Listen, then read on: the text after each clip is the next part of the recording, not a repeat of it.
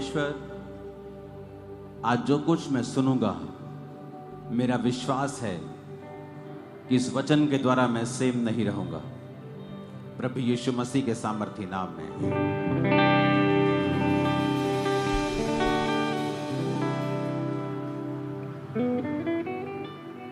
Thursday में यहां पे मौजूद था और जब मैं वर्शिप कर रहा था और परमेश्वर की आराधना कर रहा था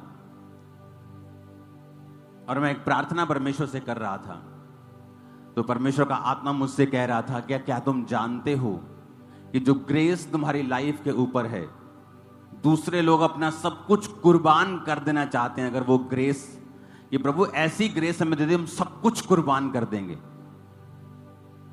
तो परमेश्वर मुझे बता रहा था कि ये ग्रेस जो तेरी लाइफ के ऊपर है, ये नॉर्मल नहीं है, क्योंकि आप हर टाइम जब ग्रेस में जीने लगते हैं, हर टाइम लाखों लोग आपके चर्च में होते हैं, आपको नॉर्मल लगने लगता है। लेकिन जब फिर परमेश्वर आपको दिखाता है कि नहीं, ये नॉर्मल नहीं है, ये एक्स्ट्रा ऑर्डिनरी है। यूसुफ के,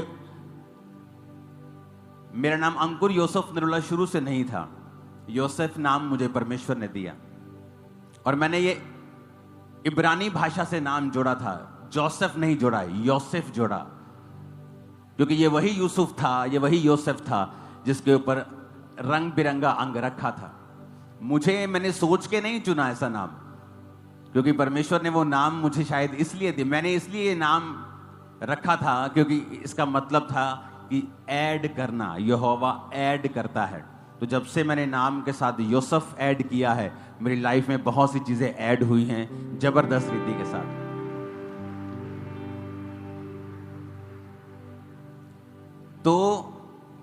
तो परमेश्वर मुझे बता रहा था कि ये ग्रेस जो तेरे पास, तेरे ऊपर है ना, लोग सब कुछ कुर्बान कर देना चाहते हैं इस ग्रेस को हासिल करने के लिए। और मैं प्रभु का थैंक्स कर रहा था कि तू जो कर रहा है ये महान है। ये तो 100 सालों से कोई मेहनत करे तब भी नहीं हो सकता, तेरी ग्रेस के द्वारा ये हो सकता है। आप जानते हैं, जब मैं परमेश्वर में आया तो मैं बड़ा कंफ्यूज रहता था। रीजन ये था कि कोई वचन प्रचार करने वाला ऐसी कलीसिया नहीं थी जहां मैं जाऊं और वचन का डीप मैं प्रचार सुन सकूं। तो मैं इंटरनेट से प्रचार बहुत सुनता था, इंटरनेट से अच्छे अच्छे लोगों का प्रचार सुनता था। तो कई बार जो बहुत अनॉइंटेड लोग होते थे वो कोई प्रचार करते थे और एक दूसरा व्यक्ति जो इतना मसे वाला नहीं था वो भी प्रचार करता था, दोनों का प्रचार आपस में मिलता नहीं था। तो मैं बड़ा कंफ्यूज रहता था कि इनका प्रचार आपस में मिलता क्यों नहीं है, मैं किसकी बात सुनूं, मैं इसकी बात सुनूं कि इसकी बात सुनूं, ऐसा क्यों है? एक ही आत्मा है तो प्रचार अलग अलग क्यों है? तो आप जानते हैं, कई बार आप प्रभु से जब सवाल करते हैं तो एकदम से जवाब परमेश्वर आपको नहीं देता है। आप प्रभु से कोई सवाल करते हैं कि परमेश्वर ऐसा क्यों है, वो सवाल ऐसा नहीं होता कि आप विश्वास से बहक रहे हैं या आप पीछे हटने वाले, ऐसा नहीं। जस्ट आप अपने पिता से एक क्वेश्चन पूछ रहे हैं कि परमेश्वर ऐसा क्यों है। तो मैं सब सवाल पूछता था तो उसके बाद जवाब नहीं आता था तो मैं भूल जाता था अपना काम कुम करने, अपनी प्रार्थना करनी, अपने काम करने। तो लेकिन प्रभु सुन के ऐसा नहीं कि भूल गया, वो जवाब देता है, लेकिन अपनी रीति के साथ, अपनी टाइमिंग के साथ और अपने हिसाब से आपको जवाब देता है। परमेश्वर ने मुझे जवाब दिया और उस जवाब से मेरी सारी कंफ्यूजन जो थी वो खत्म हो गई। उत्पत्ति 1 उसकी 16 आयत में लिखा है, तब परमेश्वर ने 2 बड़ी ज्योतियां बनाई, उनमें से बड़ी ज्योति को दिन पर प्रभुता करने के लिए और छोटी ज्योति को रात पर प्रभुता करने के लिए बनाया और तारागण को बनाया। जब परमेश्वर ने मुझे यह वचन दिया, जब परमेश्वर ने मुझे समझाया, जब मैंने ये वचन सुना तो प्रभु की आत्मा ने फिर मुझे समझाया कि परमेश्वर ने भी जब ज्योतियां बनाई तो 2 तरह की बनाई, एक बड़ी ज्योति बनाई और एक छोटी ज्योति बनाई। परमेश्वर के राज्य में 2 तरह की सच्चाइयां हैं, एक है हायर ट्रुथ, एक है लेसर ट्रुथ। दोनों सच्चाइयां हैं, लेकिन एक हायर ट्रुथ है और एक लेसर ट्रुथ है दोनों ज्योतियां, लेकिन एक ज्योति बड़ी है और एक ज्योति छोटी है। पूरे बाइबल में आप कहीं नहीं पढ़ेंगे कि परमेश्वर ने योना नबी के द्वारा कहीं मिरेकल्स किए हों। बाइबल कहती जब योना नबी को परमेश्वर ने कहा तू जाएगा और प्रचार करेगा और लोग मन फिराएंगे, और वचन कहता है योना भागा। सेवकाई में रह के भी लोग गलतियां करते हैं, लेकिन इसका मतलब यह नहीं कि वो परमेश्वर के दास नहीं हैं। परमेश्वर फिर उनको चुन लेता है और फिर वो गया प्रचार करने के लिए और वहां पे प्रचार किया, पर उसके मन मुताबिक चीजें नहीं हो रही थी। वो लोग नाश नहीं हुए 40 दिन बाद, तो परमेश्वर से नाराज हुआ, फ्रस्ट्रेट हुआ। लेकिन अगर आप अलीशा की जिंदगी को देखते हैं तो वो हायर ट्रूथ में जीने वाला था। वचन कहता है अलीशा जब मर गया, जब हम दूसरा राजाओं 13 उसकी 20 और 21 आयत में लिखते हैं और दूसरा राजा 4 उसकी 38 से 44 आयत में पढ़ते हैं। पहले हम दूसरा राजा 4 उसकी 38 से 40 पढ़ेंगे। तब अलीशा गिलगाल को लौट गया और उस समय देश में अकाल था और भविष्यद्वक्ताओं के चेले उसके सामने बैठे हुए थे और उसने अपने सेवक से कहा हंडा चढ़ाकर भविष्यद्वक्ताओं के चेले के लिए कुछ पका। तब कोई मैदान में साग तोड़ने गया, कोई जंगली लता पाकर अपनी अकवार भर जंगली फल तोड़ ले आया और फांक फांक करके पकने के लिए हंडे में डाल दिया, और वो उसको पहचानते नहीं थे। तब उन्होंने उस मनुष्य को खाने के लिए हंडे में से परोसा और खाते समय चिल्लाकर बोल उठे, हे परमेश्वर के भक्त, हंडे में जहर है और वे उसमें से ना खा सके।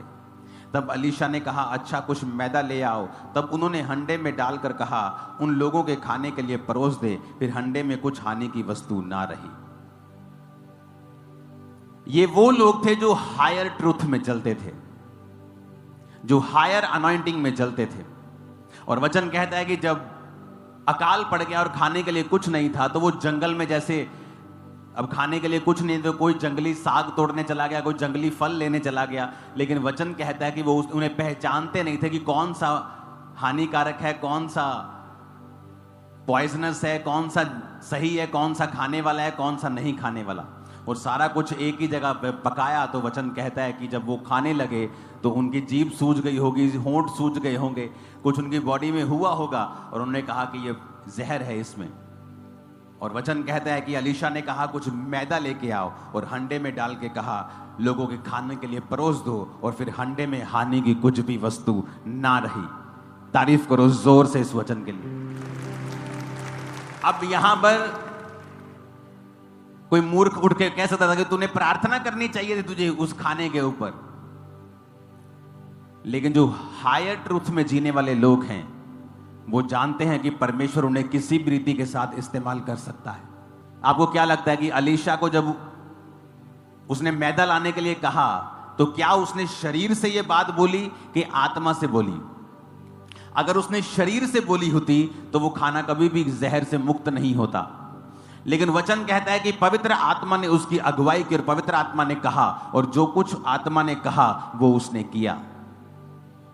ये ऐसे लोग हैं जो हायर ट्रूथ में जीते थे, अलीशा के जैसे, पतरस के जैसे, पौलुस के जैसे, मूसा के जैसे।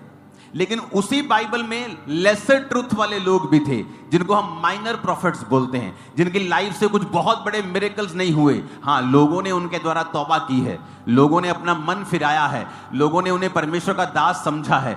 लेकिन जो हायर ट्रूथ वाले लोग थे, अलीशा के जैसे, मूसा के जैसे, पतरस के जैसे, पौलुस के जैसे, उन्होंने जो कार्य किए हैं वो दूसरे लोग वैसा काम नहीं कर पाए। शायद वो पवित्र आत्मा के लिए ओपन थे, शायद उनका संबंध जो था परमेश्वर के साथ गहरा था। आपने यशाया नबी को देखा होगा कि यशाया नबी जाता है और बोलता है कि अंजीर की टिकिया लेके अपने कैंसर के फोड़े पे बांध तो वो ठीक हो जाएगा। लेकिन आपने दूसरे जो माइनर प्रॉफिट्स थे, आपने उन्हें प्रचार करते, भविष्यवाणी करते सुना होगा, लेकिन ऐसा कोई भी मिरेकल्स उनकी लाइफ के दौरान नहीं हुआ।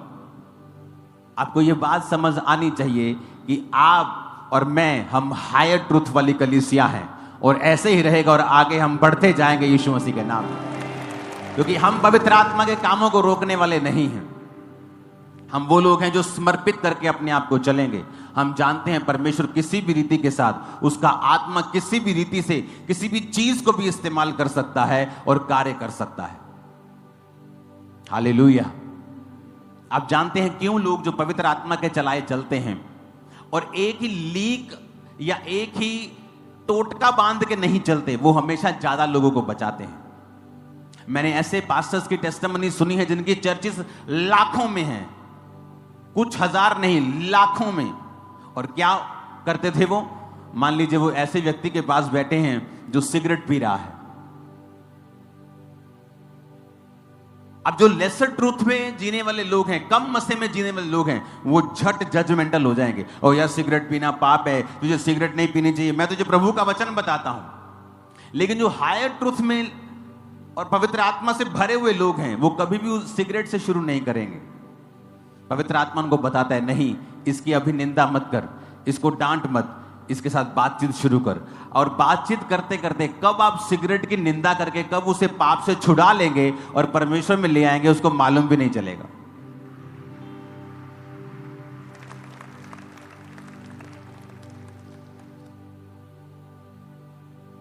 आप चीजों को अपनी हाइट के हिसाब से देखते हैं। एक फोटो मैंने अभी टीम को भेजी है, आप उस फोटो को देखो। ये देखो, एक जिराफ खड़ा है और नीचे 3 कछुए चल रहे हैं। अब कछुए का जो आई लेवल है, कछुआ जो देख सकता है वो तो अपनी आंखों के सामने देख सकता है। और इस फोटो को जूम करना, पहला कछुआ कह रहा है देयर इज नथिंग हियर, कहता कुछ नहीं है यहां पे। दूसरा कछुआ क्या कह रहा है? कहता इट इज बैरन, कहता ये बांझ है भूमि, कोई हरी चीज नहीं है। तीसरा कछुआ कह रहा है, कहता तुम कुछ नहीं यहां पे पाने वाले हो। और जिराफ क्या देख रहा है? ऊपर पत्ते ही पत्ते हैं।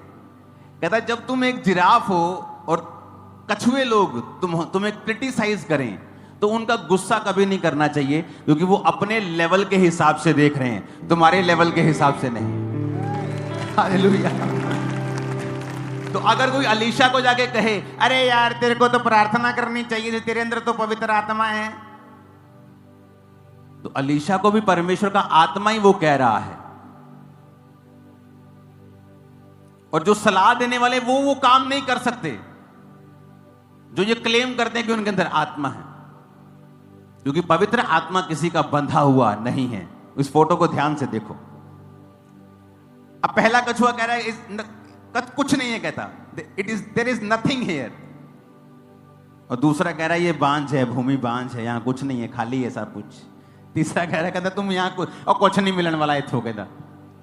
और जिराफ कह रहा है सक्सेस, कहता मुझे सक्सेस दिख रही है। वो अपने लेवल के हिसाब से देख रहा है और छोटे लोग अपने लेवल के हिसाब से देख रहे हैं। तो उसमें लिखा है कि when you are a giraffe, अगर जब तुम जिराफ हो और कछुओं से तुम क्रिटिसिज्म को हासिल कर रहे हो, कछुए तुम्हें सता रहे हैं, तो गुस्सा मत करना। वो अपने लेवल के हिसाब से बात कर रहे हैं, तुम अपने लेवल के हिसाब से बात कर रहे हो, बहुत फर्क है। हालेलुया। तो जब मुझे ये समझ आया कि मैं एक ऐसी कॉलिंग में हूं जो हायर ट्रूथ वाली है, जो बंधी हुई नहीं है, जो परमेश्वर कहीं से भी बिग काम कर सकता है, मिनिस्ट्री में कुछ भी कर सकता है।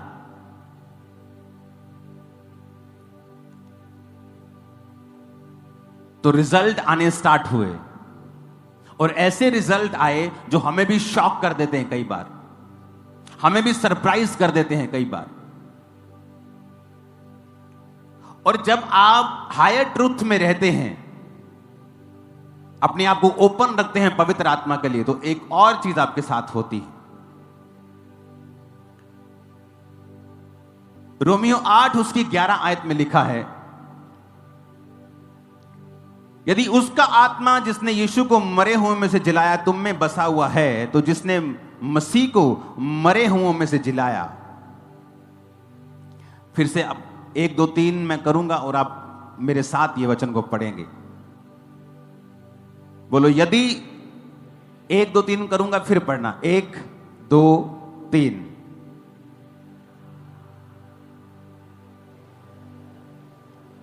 यदि तुम में बसा हुआ है, तो जिसने मसीह को मुर्दों में से जिलाया वह तुम्हारी नश्वर देहों को भी अपनी आत्मा के द्वारा जो तुम में बसा हुआ है जिलाएगा।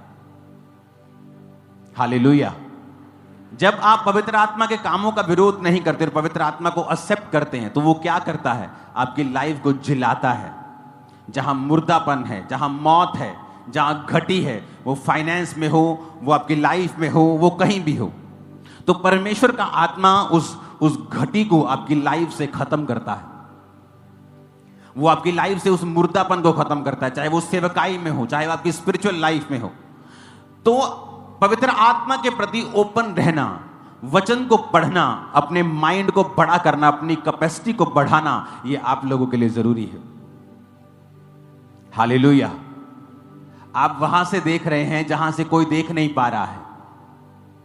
आप वहां से देख रहे हैं जहां पे आपको सक्सेस दिख रही है।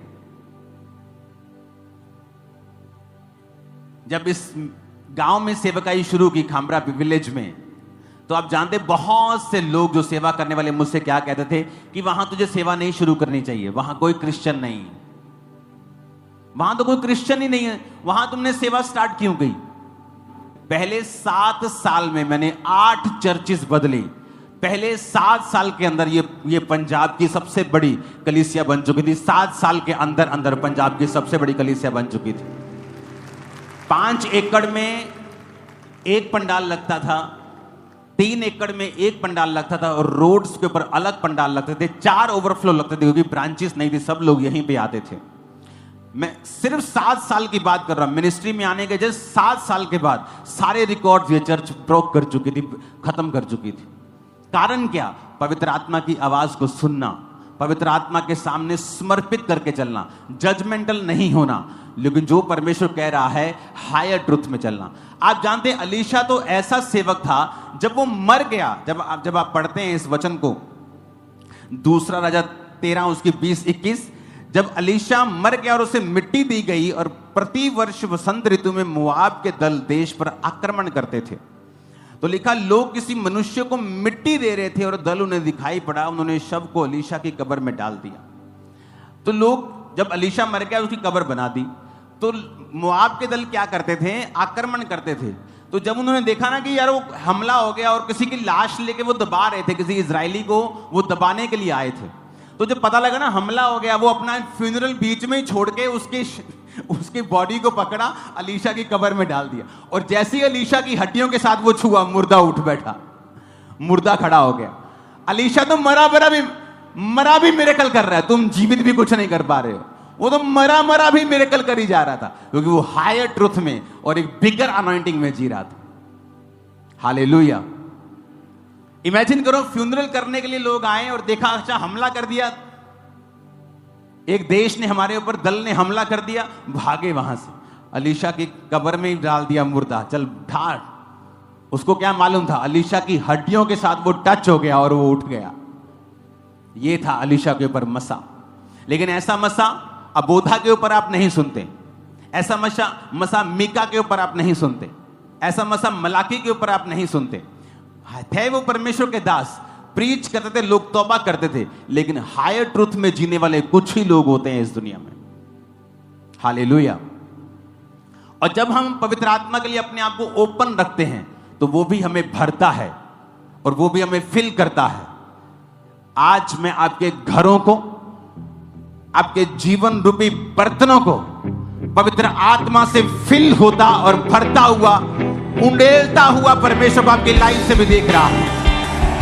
आमीन। जितना ऊंचा और लंबा ये ब्लेसिंग होती पड़ी है चर्च। हालेलुया।